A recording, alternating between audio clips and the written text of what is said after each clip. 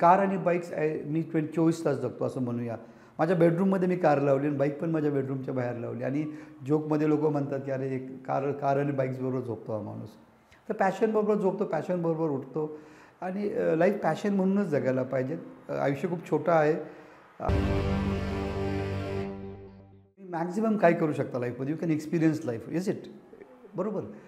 Commodity वगैरे ह्या गोष्टी ठीक आहेत. कमोडिटी विल जस्ट गिव्ह तुम्हाला थोडंसं प्लेजर आणि नंतर तुम्ही विसरूनही जाता. पण लाईफचे जे एक्सपिरियन्सेस तुम्हाला जे अनुभवायला मिळतात, रॅलिंगमध्ये जे मला अनुभवायला मिळेल आणि हेच माझ्यासाठी एक्सपिरियन्स आहे ॲक्च्युली, हेच माझ्यासाठी फील आहे आणि हे मी 24/7 जगतो. SMS प्रोडक्शन्स निर्मित जर्नी. माझा एक मित्र आहे प्रफुल्ल संचेती म्हणून, त्याला घेऊन मी कार बनवायला सुरुवात केली. आम्ही एक ऑटोक्रॉसमध्ये भाग घेतला इथं, ती स्पर्धा मी जिंकली कारची आणि तिथून पुढं मी कार रेसिंगनं सुरुवात केली.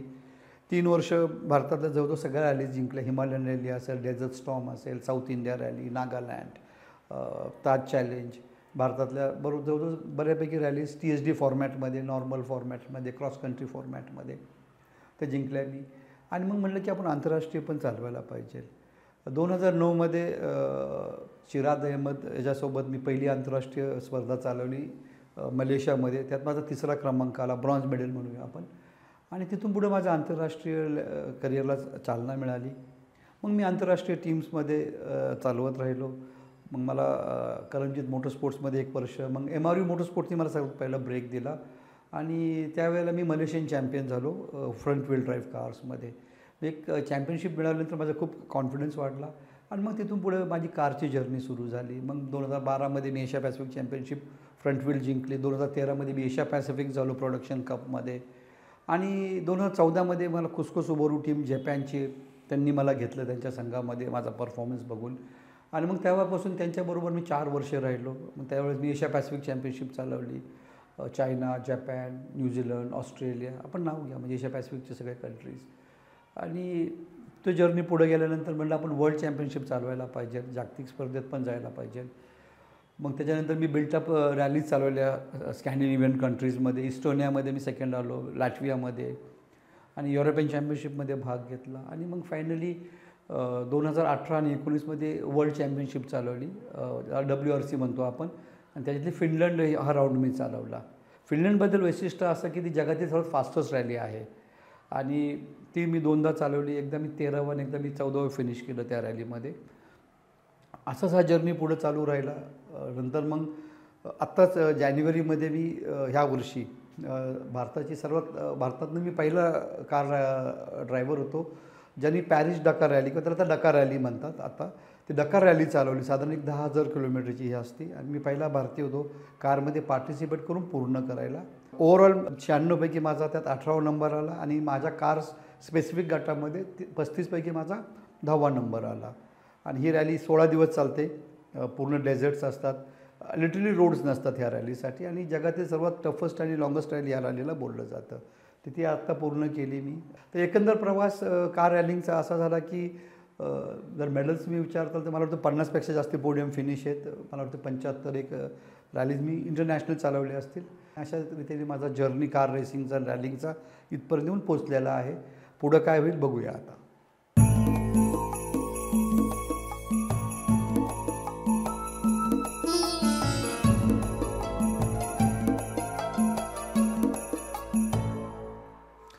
लाईफ चेंजिंग मुवमेंट्स खूप आहेत. कॅमेरा सांगू का नाही पण ठीक आहे. बरेचदा मरता वाचलं आहे. सो लाईफची व्हॅल्यू तेव्हा कळली मला की I would have died any point of time. हिमालयाला मी एका दरीत जाता वाचलो, पूल तुटलेला होता.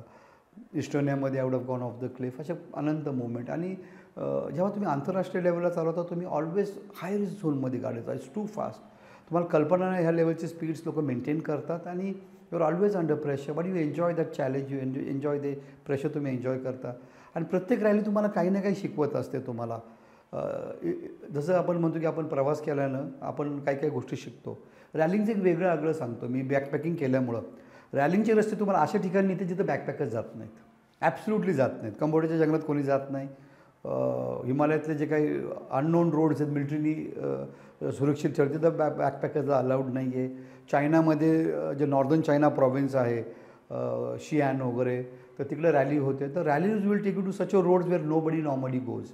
आणि एकदम अवघड रस्ते शोधलेले असतात त्यांनी, आणि नॉर्मल लोकांची गाडीच जाऊ शकत नाही. ह्या गाड्या जेमतेम जातात क्रॉस कंट्रीमध्ये.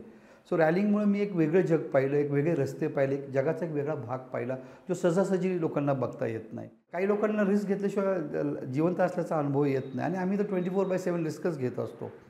काही रेसिंगमध्ये पैसे तुम्हाला मिळतात. I get paid to drive fast, I get paid to take risk. तर हा जॉब आहे, आणि बरेचसे लोक असे जॉब करतात. माउंटेनिअरिंग्स आहेत, सीमन्स आहेत, एअरफोर्सचे लोक आहेत, आणि त्याच्याशिवाय एक लाईफला एक व्हॅल्यू येत नाही, किंवा एक थरारक एक फील येत नाही. तर मग काय, आपलं कट पेस्ट कॉपी लाईफ राहतं. कालचा दिवस सेम, आजचा दिवस सेम, उद्याचाही सेम. मी बरेचदा पाहिलं की लोक अशा क्षेत्रात काम करतात जे त्यांना नको होतं. म्हणजे त्यांना ए व्हायचं होतं, ती बी क्षेत्रात काम करतात. Correct me if I am wrong, पण 70-80% लोक तसंच करतात असं मला वाटतं. तर मी असंच सांगेल की आपल्याला आवडतं त्या क्षेत्रात काम करा. थोडे लेट स्टार्ट होईल, पण तुम्ही लाँग रनमध्ये तुम्ही ते एन्जॉय करता आणि तुम्हाला सक्सेस नक्की मिळेल. तर जस्ट फॉलो युअर पॅशन, काही असू द्या. ओव्हरऑल सांगायचं म्हणलं तर मी असं सांगेल, प्रत्येक माणसाला एक खेळ, एक कला आली पाहिजे.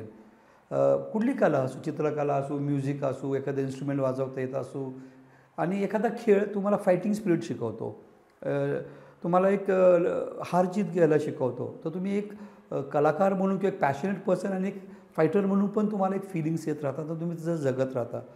करेज जर तुमच्यात असेल ना, तुम्ही काही पण करू शकता. करेज प्रत्येक गोष्टीला लागतं. ते तुम्हाला कुठनं आणता येणार नाही. करेज कहाँ से लाओगे आप? ते तर तुम्हाला तुमचंच आणावं लागेल. मग तुम्ही करेज आणलं तर तुम्ही सगळ्या गोष्टी करू शकता, ए टू झेड. अभ्यास, शिक्षण, खेळ, जीवनाला संघर्ष करणे. तर थोडं करेज आणा, असं मी सगळ्यांना सांगितलं. स्वतः थोडं करेज आणा, सगळ्यांच्यात असतं, ॲब्सोल्युटली असतं, फक्त ते तुम्हाला आणायला पाहिजे. तर करेज आणा असं मी सांगून मी इथंच थांबेल.